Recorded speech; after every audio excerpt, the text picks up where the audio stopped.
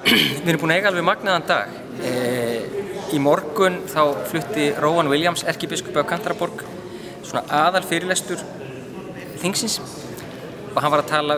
bænina, gefa oss í dag vort daglegt brauð og hann setti þetta í svona svolítið vítt samhengi.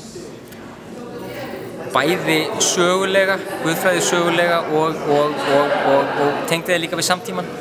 og brýndi svolítið fyrir okkur sýnina á kirkjuna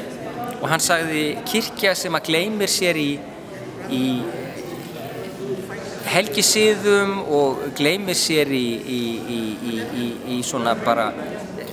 daglegum praxis einhvern veginn og einhvern veginn svolítið upptekinn kannski bara af sjálfri sér, skulum við segja, en ekki samfélag þar sem að brauðinu jafnt deilt og verður ekki farvegur fyrir það í umhverfi sínu, hún ekki á réttri leið. Hann brýndi okkur eiginlega sem kirkju og við höfum verið svo mikið að tala hérna þjónandi kirkju upp á síðkastið, sérstaklega í ljósi þess sem í gangi á Íslandi og þetta var svona áminning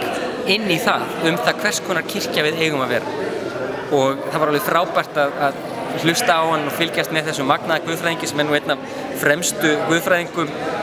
okkar tíma og auðvitað einn af merkustu kirkjuleiðtogum samtímans líka. Það var alveg frábært að fá að hlusta á hann og þetta var semst bara fyrir hlutin af deginum.